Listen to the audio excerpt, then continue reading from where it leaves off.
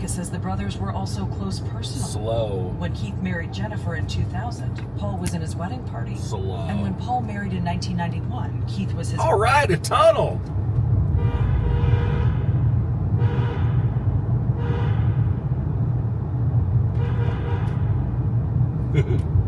That's fun. Oh, fire extinguishers. Oh, That's a nice golly. tunnel. Yeah, they thought of everything. Dang, look at that. Oh my goodness. That tunnel's probably existed for nearly 200 years. Estimated time in traffic, 11 minutes. Oh no, 11 minutes in traffic in this.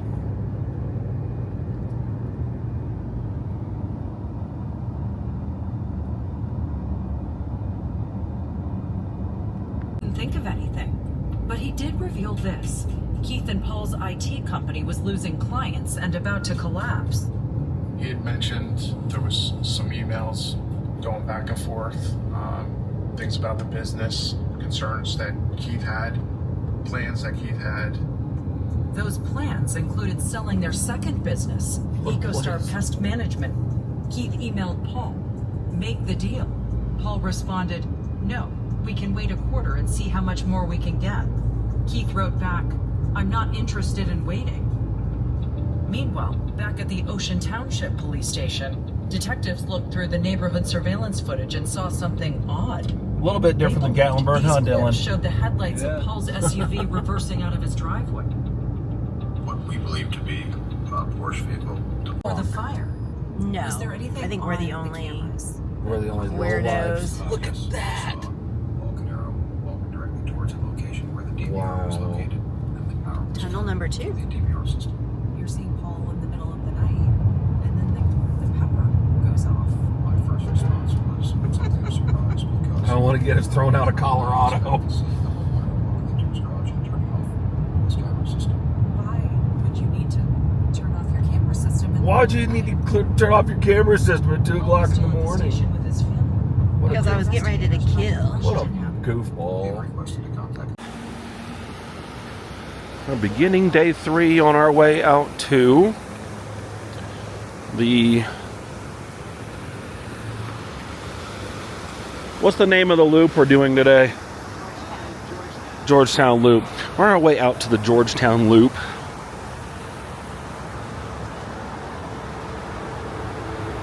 And we're just stopping off and checking out all the scenery and stuff. Because it's pretty rad.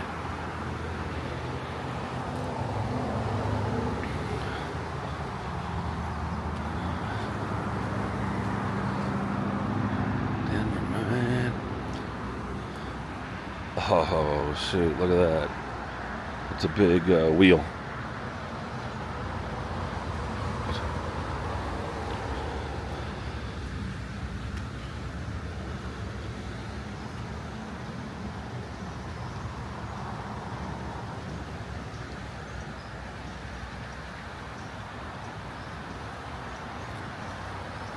Yep. It is 10:35. We're waiting in Georgetown, Colorado for our Georgetown Loop ride. It's about a 45-minute ride, Dylan, is that right? Yeah. Getting ready to get on the Georgetown Loop. I did this thing 28 years ago. The shape, like right here.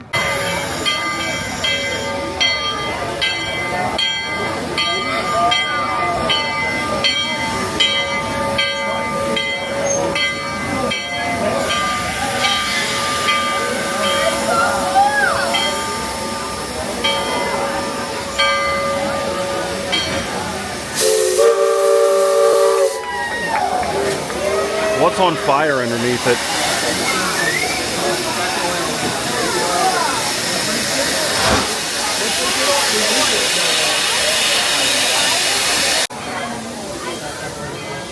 Here comes the steam locomotive to go to the front. See, there are 2 tracks down there, and they can switch it. And then they can drive next to the train, well, the cars. Hook it up front.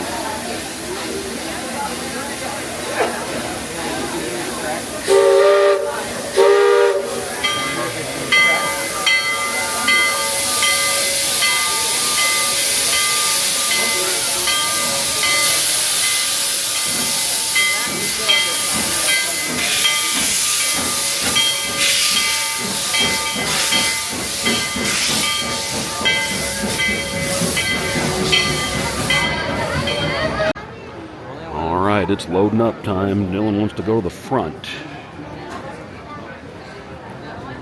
And they started today with a diesel, but they switched it over to steam, which is Dylan's preference.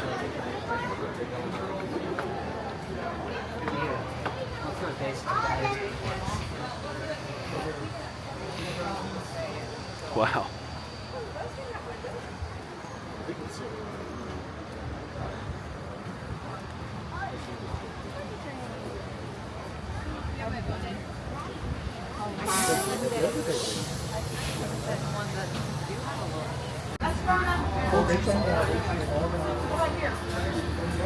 We sat in like. That's exactly what I sat in. You've done this, Crystal?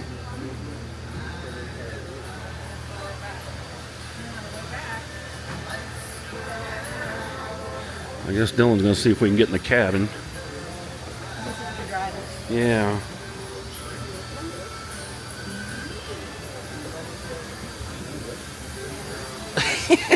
He's really going to the front. All right. Because you're already on board, we are going to use the train to take you. Good.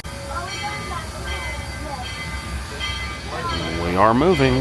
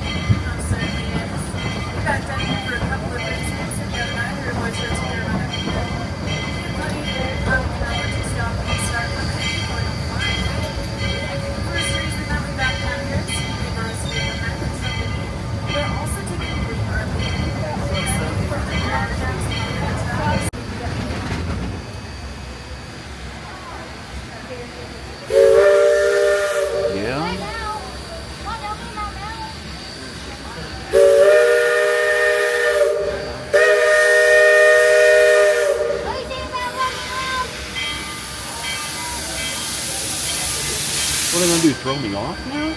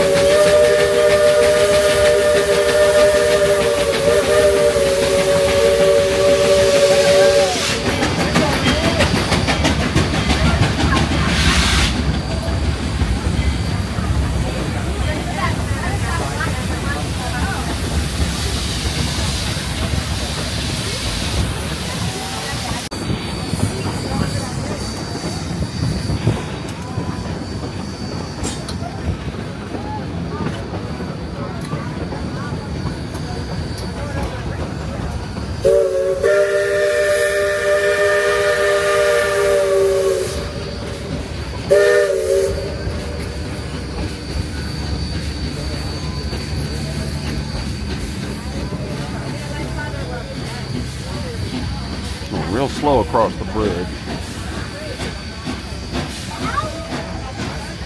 Is there a reason why he's going so slow?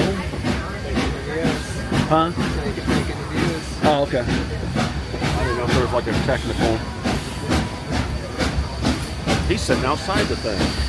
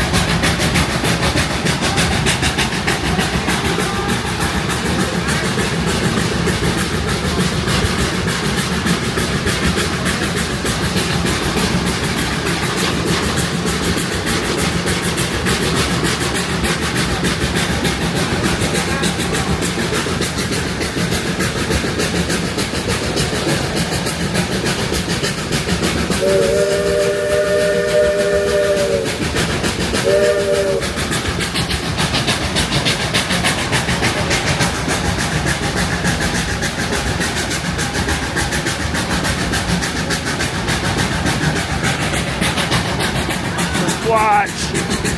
Ah! A lot of rocks out here.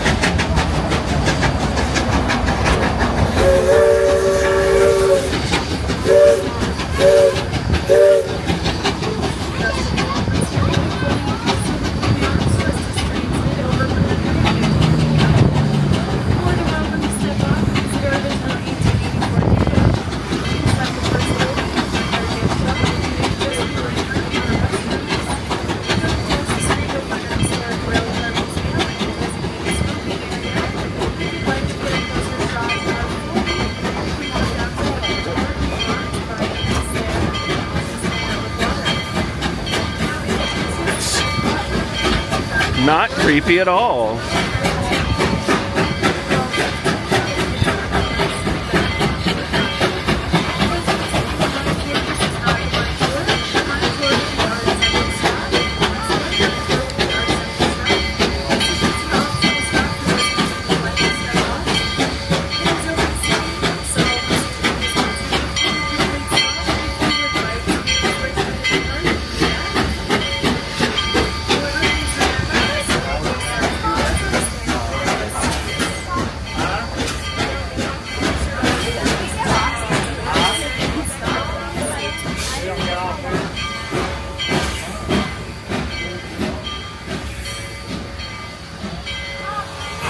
How's that first test, Dylan? Really good.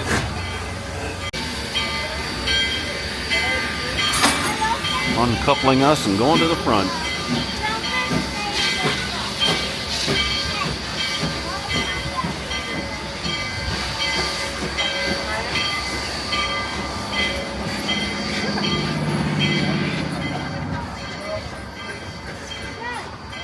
Two beeps means they're back, or three beeps means they're backing off, you know. I know that from railroading.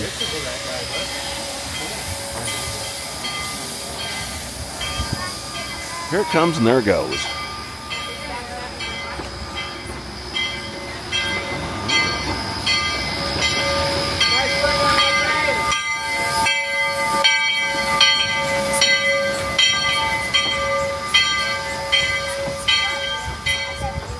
What'd you say, Dylan? I said nice work on that grade. They nearly stalled. Simply isn't enough room to do so. There isn't even enough room to turn around the engine. We're on the back now. The railroad you're riding on today was originally the Georgetown, Breckenridge, and Leadville Railroad, known as the GB&L. The first mountain railroad in this area was the Colorado Central. It came west following Bear Creek through the towns of Arvada, Golden, Idaho Springs, and finally reaching Georgetown in 1877. The original plan was to tunnel through the Georgetown to divide a Bloodwood Pass to reach the rich mining towns of Breckenridge and Leadville.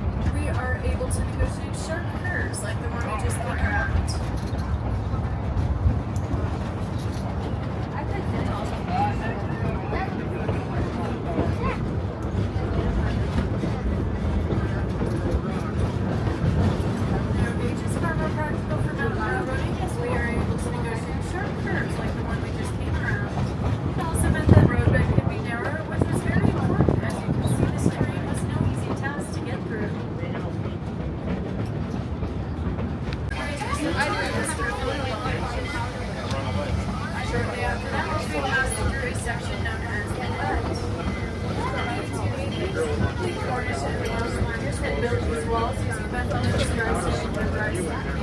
The rocks are held in place by gravity and friction alone. These walls have been standing for well over 140 years, which is pretty remarkable, given the addition being similar to the bolts on the left-hand side. True wall stability has the look of 7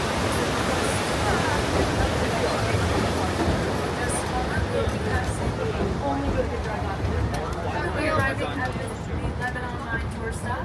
So for those of you who have purchased the Mine Tour ahead of time and have one of those colorful wristbands, this will be your stop. The valley will see the yellowish rock passing down the mountainside. Alright.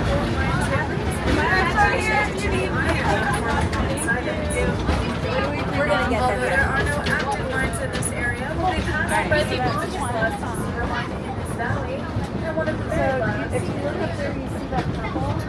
That's familiar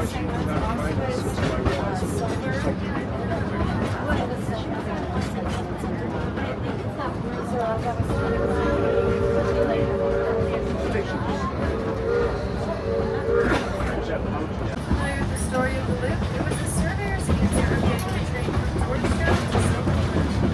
You see, the two towns were only 2 miles apart, yet different in elevation by over 600 feet. If the rails had been laid straight to the floor of the valley, that grade would have exceeded 6%, which is far too steep for a normal railroad operation. To get away from this, the surveyors laid out a route that doubled back in the domer itself, making the average grade of the line 3.5%. At the time, the loop was built, only 4 or 5 locations in the world where a loop was used as a means of gaining elevation. And in all cases but ours, the lower set of tracks was hidden where it could not be seen. In our case, everything was out in the open, a very spectacular curved high ridge.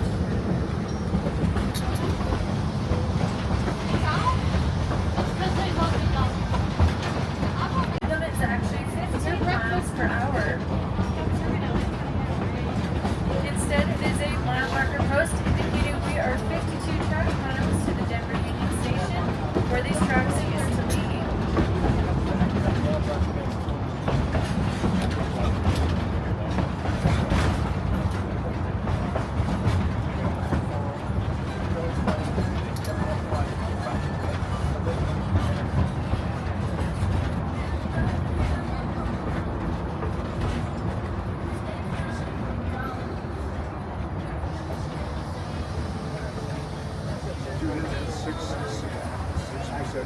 If you do happen to have a fear of bridges, I can assure you, you will get over it.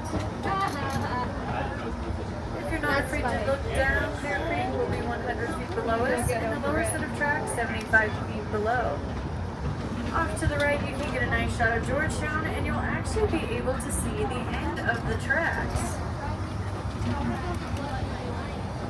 Coming up here on the left, you'll notice a stone monument. We certainly try to not take it for granted, as it is to commemorate the original high bridge and all of those who made it possible. A little bit about our locomotive 40. She was built by the Baldwin Locomotive Works in 1920 in Philadelphia. She's nearly 106 years old. Her birthday will be this September. Shoot. 40 is a 280 consolidation class oil-fired steam locomotive. She was designed to fire oil, so she's never been converted from wood or coal. We're using recycled motor oil, the byproduct of what you get after you do an oil change on your car. 40 came from South America and used to haul bananas and sugar cane. The cars you're riding in today were originally narrow gauge freight cars, which we converted to passenger service up in Silver Plume. We take pride in that we do nearly all of our own work here at the Loop. I tried to sit on you, I'm sorry. Coming up here on the left-hand side, if you happen to have the misfortune of forgetting where you parked your car, this will be the most glorious view of the parking lot.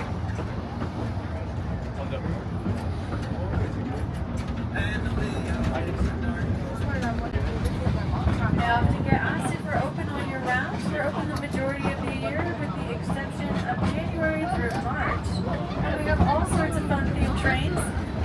Oktoberfest, Pumpkin Fest, Fall Colors, of course our Christmas train. So I can tell you from personal experience, they're all very fun, and you should come check them out.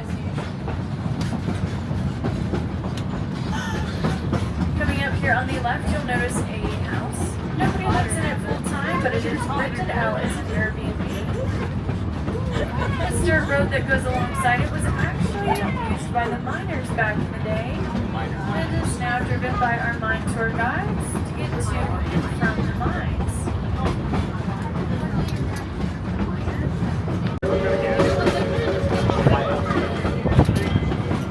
Almost back to the station. That morning, Russell used heard as a national standard railroad crossing signal, which means to always stop, look, and listen, because that train will not be able to stop for you in time, and trains always have the right of way.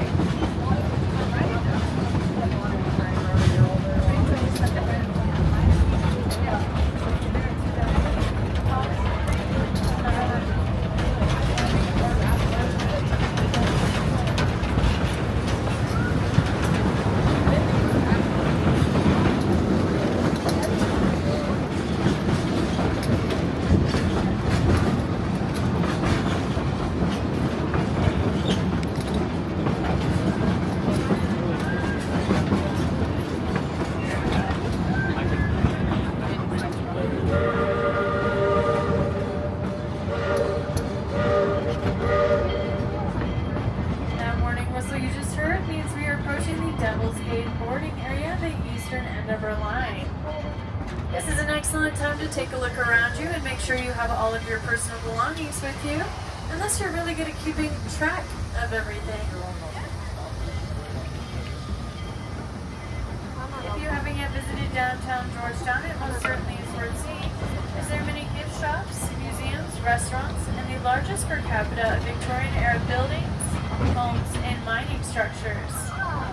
However you wish to spend the rest of your time here in Clear Creek County, we hope you have a wonderful visit and travel safely to your next destination. I will let you know once the train has come to a full and complete stop and it is safe to move through the train. Until then, please remain seated.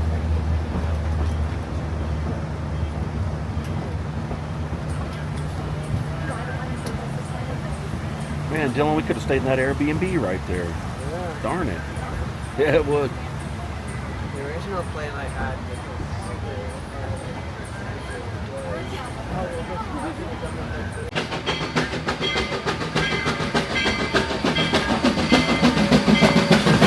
Last time. Going back to the front.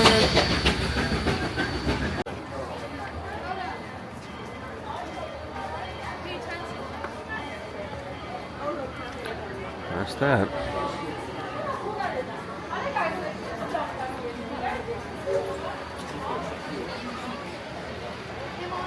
That is just the most perfect weather imaginable.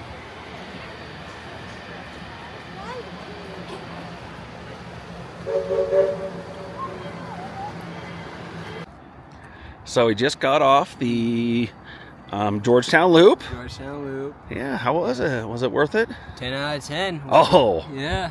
Highly recommend. yeah. I mean, look around. I mean, this is what we've been looking at for the last 45 minutes or whatever, but I mean, look at this. And we got to ride a train through it, you know? It's pretty rad. I never heard a group work an engine so hard before. Yeah. Yeah, it was good. Yeah.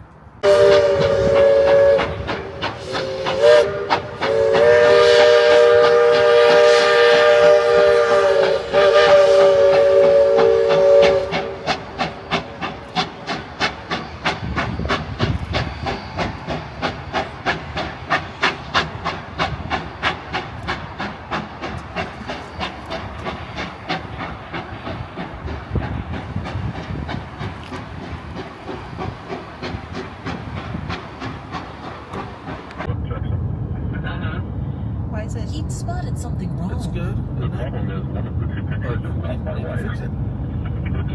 I don't know how to do it. I got it now. There we go. Family and friends were doing everything they could to find out what happened. The Eisenhower Tunnel. To the places where we had no that we had gone to her with. We went to the park. We had gone to the libraries. No luck. Wow. Detectives considered The every Eisenhower lead, tunnel. including one more than 500 miles away. It happened 17 years earlier. A young woman was shot and killed walking home from a metro station in Prince George's County, Maryland. When something like this happens in the community, does it just kind of strike a sense of fear? It is very scary because Prince George's County is a pretty safe place. County Executive Aisha Bray oversees the police department in charge of the case. I think it's just the randomness of it. A young woman to have her dreams cut short because of a gunshot.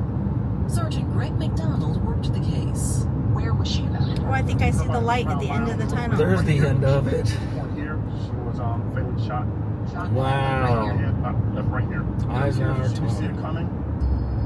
Police found her clutching a can of mace, but no signs of a struggle. Oh, that's How sad. far do you think that the shooter was? 6 feet minimum, Was this somebody who was almost laying in wait for her, maybe? possibly. A day planner, credit cards, and Straight work ahead. ID were all still in her backpack. That's how police were able to identify her as 26-year-old Irina Hans. She was the wife of a young professor, Jason Hans. Oh, we've heard that name before. Hans Gruber. Police officers knocked on UK professor Jason Haas's door. I was pretty much, it was a mess. If we catch the person or persons that did this, will it give me satisfaction? No.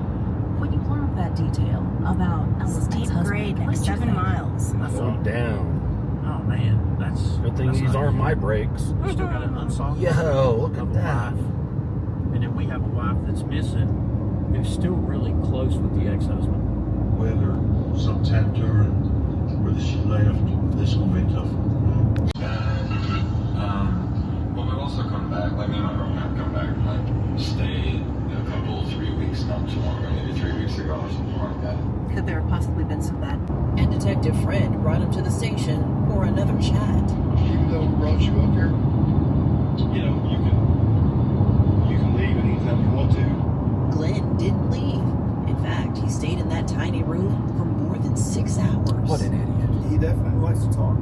The way he Goings on had already been set in motion about 3 years before. But when this 911 call came in about a shooting in a park, it finally helped lead police to unwinding the whole confusing thing. So that's kind of why we decided to start right there. Well, certainly it was an attention getter, I would call it. The Carrie in the title of the series is Carrie Farver, a computer programmer, single mom who went missing in 2012. You interviewed Carrie's Office in Iowa dedicated 2 detectives to the case, and they finally broke it open. There's a lot of great detective work we see in this story, but what really stuck out to me was the willingness of the investigators to give the case a fresh look, a fresh set of eyes, their open mind. Money in anticipation of something.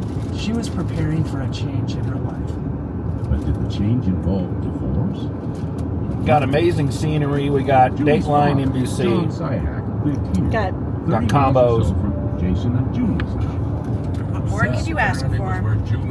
Only 50 more miles on this road.